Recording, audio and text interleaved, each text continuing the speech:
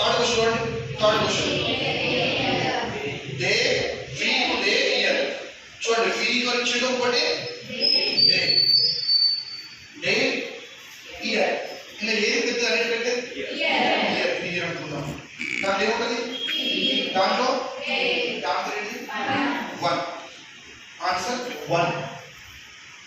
Fourth one చెప్పండి. Judge thief criminal. చెప్పండి జాగ్రత్తగా. అలా మీరు ఏ డయాగ్రామ్ తీసుకుంటే చెప్పండి మీ అక్షరం చూడండి. మీకు గెస్ చేయాలి. ఎందుకు థర్డ్ థీఫ్ లాగా లా పట్టారు. థీఫ్ అంటే తెలుసు మీకు, క్రిమినల్ అంటే కూడా తెలుసు మీకు.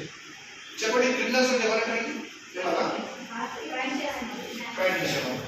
క్రైమ్ అంటే మాట ఓన్లీ మాట. క్రైమ్ అంటే ఏదైనా చెప్పి నేను క్లాస్ చెప్తాను. క్రైమా మంచి చేస్తాను. క్రైమా ఏదైనా లీడర్. క్రైమ్ అంటే చంపేస్తాను. What is the meaning of crime? Telugu medium నేరం, నేరాల పోరాటం. What is the meaning of crime?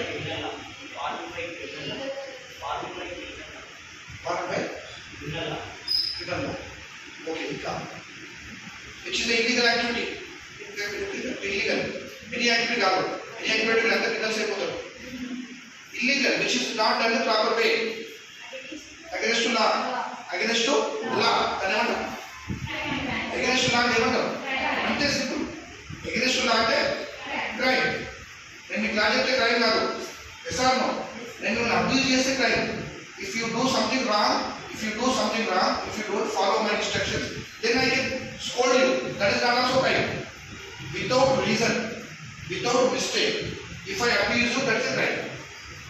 And I give some homework, some assignment, the change. I can scold you. I can punish you also. Like the class work and 5 minutes after I can make you stand outside for 5 minutes. And punishment day. And crime కాదు. అదే without reason నేను పర్సనల్గా తీసుకోవచ్చు. మరి friends తోటి అక్కడ without reason that is crime 100%.